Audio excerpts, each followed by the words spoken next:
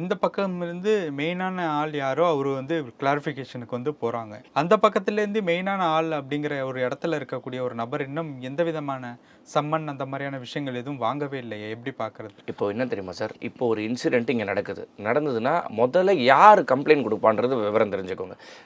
இங்கே ஒரு கரூர் சம்பவம் தான் வைங்க, கரூர் சம்பவத்தில் அங்கே சம்பவம் நடக்குது.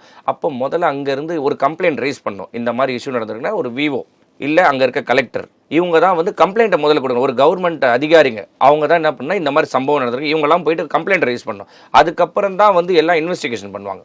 ஸோ இப்போ கம்ப்ளைண்ட் இதெல்லாம் இது பண்ணதுனால தான் இந்த மாதிரி சம்பவம் நடந்திருக்கு. அப்போ இவர்கிட்ட நம்ம மாவட்ட செயலாளர்கிட்ட முன்னாடியே கொடுத்துருக்கோம். அப்போ மாநில செயலாளர்கிட்ட பொதுச் செயலாளர்கிட்ட இந்த மாதிரி தகவல் தெரிவிச்சிருக்கோம், அவங்க இந்த மாதிரி டிலே பண்ணியிருக்காங்க. அப்போ போதுமான வசதியை ஏன் ஏற்படுத்தி கொடுக்கலன்றது வந்து காவல்துறையோட இது. இப்போது அவருக்கு கட்டுக்கடங்காத கூட்டம் வருதுன்றது தமிழ்நாடு முழுக்க நம்ம பார்க்குறோம். அப்போ இங்கே இவ்வளோ கூட்டம் வரும்ன்ற ஒரு நமக்கு எதிர்பாராமே தெரியும், இவ்வளோ வருவாங்கன்னு தெரியும். அப்போ அந்த கட்டுப்பாடை இழந்தது யாருன்னா அரசு. செந்தில் பாலாஜி அவர்களை தான் நான் கேட்குறேன். மறைமுகமாக இல்லை, நான் மறைமுகமாக நான் சொல்லிட்டேன், அவ்வளோதான். விசாரணை கூட கூப்பிட மாட்டாங்களா அப்படிங்கிற மாதிரி ஒரு சந்தேகம். அதுதான் நான் உங்களுக்கு ஃபர்ஸ்ட் ஒரு அழுத்தமான ஒரு வார்த்தை சொன்னேன். தமிழக அரசுடைய இது இல்லாமல் கிடையாது. தமிழக அரசு ஏன் போய் உச்சநீதிமன்றத்தில் சிபிஐக்கு போகக்கூடாதுன்னு சொல்கிறாங்க?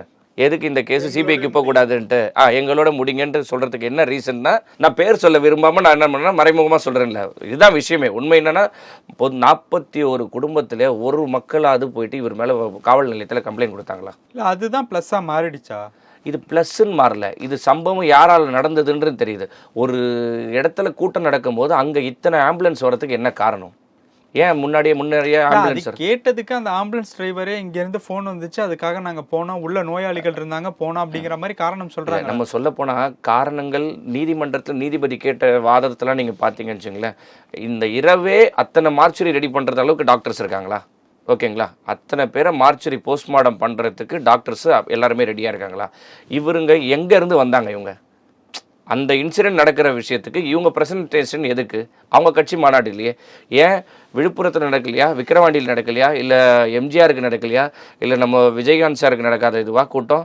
அவருக்கும் விஜய் சாருக்கும் நடக்குது, எந்த இடத்துலையும் நடக்காது. ஏன் கரூரில் மட்டும் நடக்குது? இவங்க ஏன் தமிழக அரசு போய் வாதிடுறாங்க, இந்த இது சிபிஐக்கு கொண்டு போகக்கூடாதுன்னு ஏன் வாதிடுறாங்க? இதில் என்ன உண்மைத்தன்மை இருக்குன்றது அவங்களுக்கு தான் தெரியும்.